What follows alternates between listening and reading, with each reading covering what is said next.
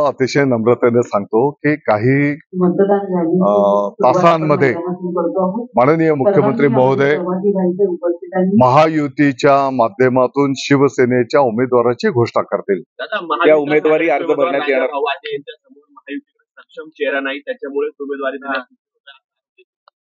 अशी टीका केली जाते। महाविकास आघाडीच्या राजाभाऊ वाजेंसमोर महायुतीकडे उमेदवारच नाही अशी देखील टीका केली जाते। बरोबर आहे।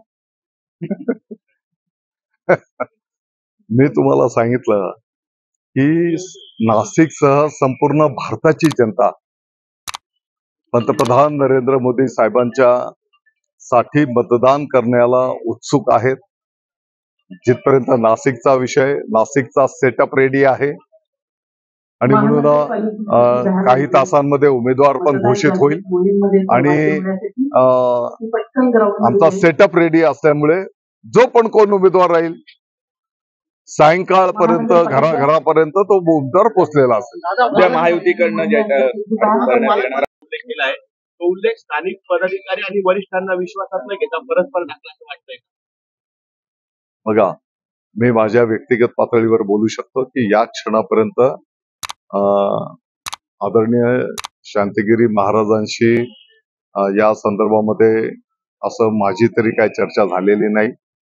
मला वाटतं की उमेदवारी घोषित झाल्याच्या नंतर ज्याला कोणाला उमेदवारी घोषित होईल, जे काही आम्ही समविचारी आहोत त्याच्यामध्ये शांतिगिरी महाराज पण आहेत।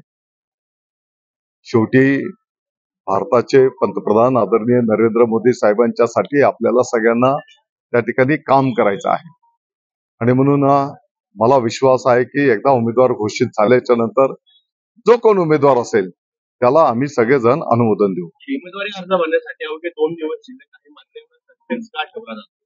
काही तास सुद्धा काफी असतात। सगळ्यांनी 2-2 मुंबईतल्या जागा देखील राजकारणातील प्रत्येक अचूक बातमीचे सर्वात आधी अपडेट्स मिळवण्यासाठी सरकारनामाच्या सर्व सोशल मीडिया प्लॅटफॉर्मला लाईक, फॉलो आणि सबस्क्राईब करा। तसंच सर्व नोटिफिकेशनसाठी बेल आयकॉन प्रेस करायला विसरू नका।